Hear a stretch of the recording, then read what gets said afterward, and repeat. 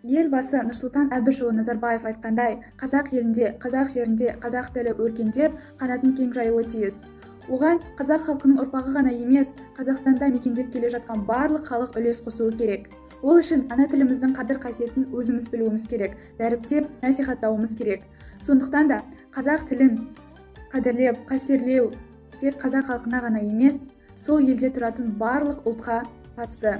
Мысалы, мен қазақ тілінде өз ана тілінде сөйлейтін біздің колледждің студентін білемін. Ол Говди Снежана. Оған қазір өздеріңіздің де көздеріңіз жетеді.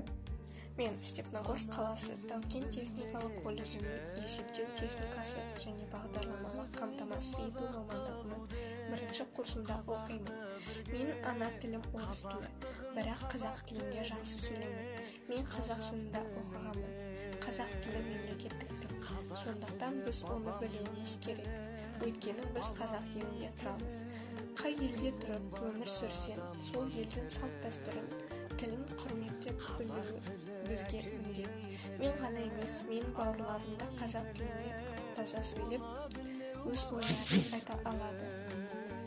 Кім қазіргі уақытта өз ана тілін, өзінің әдебиетін құрметтемесе, бағаламаса, онда оны сауатты, мәдениетті адам деп айтуға болмайды. Өйткені сен өз ана тіліңді құрметтей тұра, басқа ұлттың тілдерінде қадірлесең нұр үстіне нұр болады. Соның дәлелі ретінде мен сөз кезегін КП 11 тобының студенті Кіменко Анастасияға беремін. Сөзі жоғалған жұрттың өзі де жоғалады деп ұлы ақынымыз Байтұрсынов айтқандай, мемлекеттік тілді үйрену біз үшін үлкен дәреже. Мемлекеттік тіл біздің болашағымызға қажет. Қазақ тілі бабам тілі, қазақ тілі бала тілі дегендей Тұманбай Молдағалиевтің үйретеді кім оған ана тілін, өлеңі оған дәлел. Қызғалдақтай аталған қара түрін, ата-ананың дегендей қанатымын. Сен екеуін сөйлейсің басқа тілде. Үйретеді кім оған ана тілін, сол емес пе күні түні қайрайтынын, бақытына өмірінің байлайтынын. Үнім, өзің сөйлейсің басқа тілді, үйретеді кім оған абай тілін.